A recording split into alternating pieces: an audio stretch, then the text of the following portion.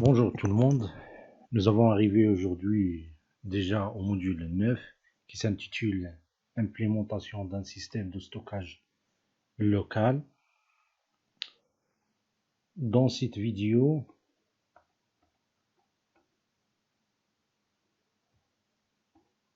je vais vous expliquer le concept de stockage informatique, la gestion des disques et des volumes, et enfin l'implémentation d'espaces de stockage.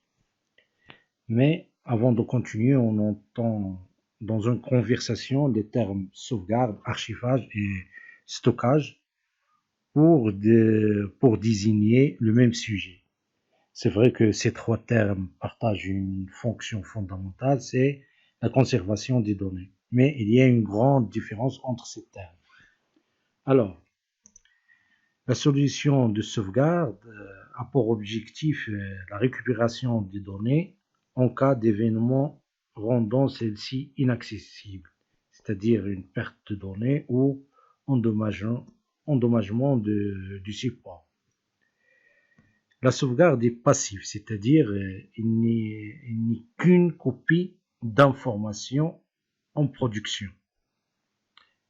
Alors, pour schématiser ça, c'est un utilisateur, il sauvegarde des données sur un support et pour la récupérer, il restaure ces données. C'est-à-dire, il restaure une copie de ces données-là.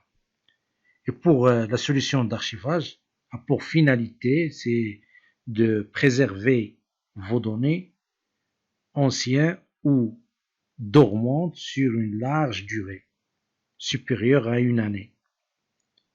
Contrairement à la sauvegarde, les données archivées sont actives. Il n'existe aucune autre copie de celle-ci. L'utilisateur va archiver les données sur un support et lorsqu'il a besoin de ces données-là, il va réintégrer ces données-là. Enfin, le stockage ou STAS pour Storage as a Service a besoin des infrastructures d'hébergement pour les données vivantes, comme par exemple les données applicatives, partage des fichiers et de documents volumineux comme photos ou des vidéos.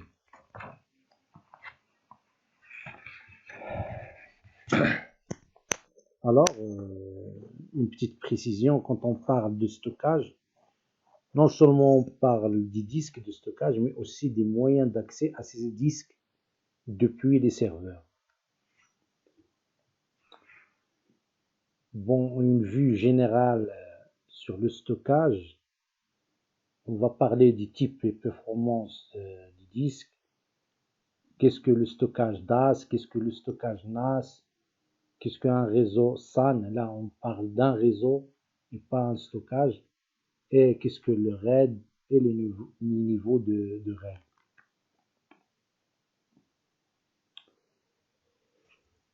Alors, une vue générale sur les types et performances du disque. Il existe plusieurs types de disques, comme on voit sur ce slide-là. Chacun a ses propres caractéristiques.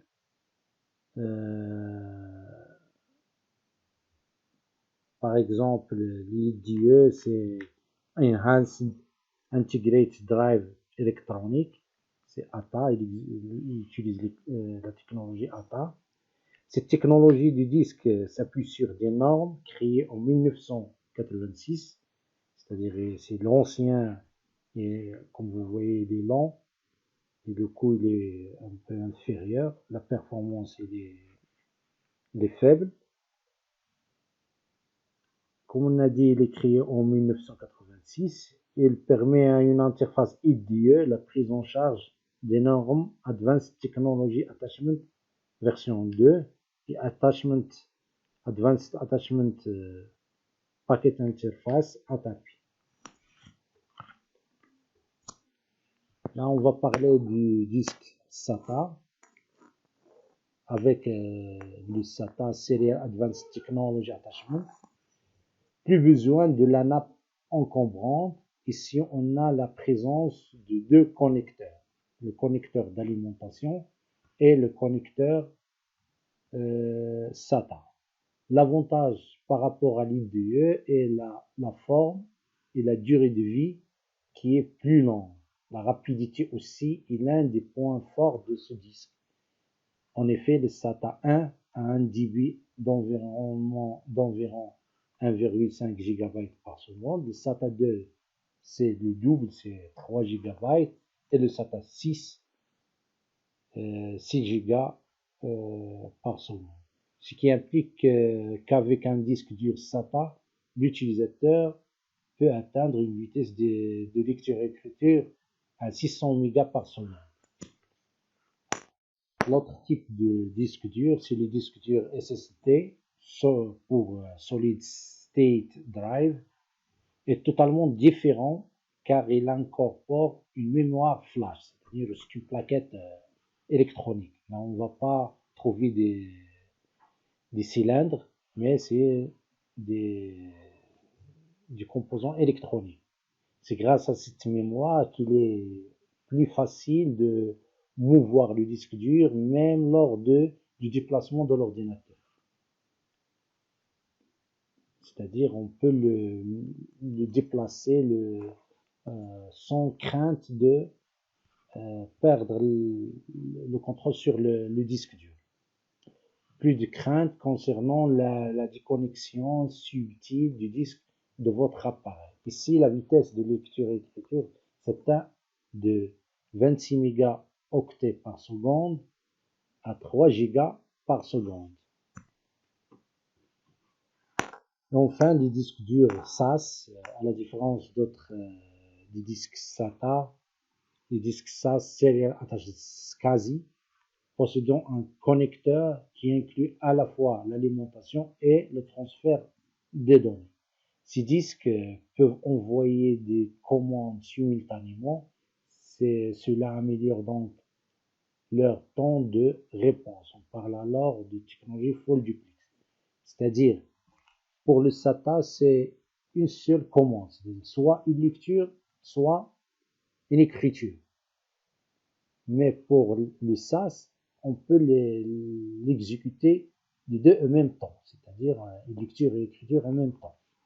C'est-à-dire sont utilisés la plupart du temps sur des serveurs pour supporter des applications de virtualisation des bases de données. C'est-à-dire qu'ils sont gourmands, ces applications sont gourmandes de flux de l'information. Ils peuvent également être installés sur des PC dans le cas d'exécution d'applications gourmandes. Là, on voit le terme gourmand, typiquement sur une workstation. Les usages typiques sont donc les serveurs de base de données, les serveurs de virtualisation et les serveurs applicatifs métiers. Les caractéristiques du disque SAS, c'est un débit maximum théorique, c'est 12 gigabits par seconde. Les tours, c'est 15 000 tours par minute. Et il existe deux types de formats, c'est 2,5 pouces et 3,5 pouces. Alors on s'arrête là pour le moment et on continue ensuite.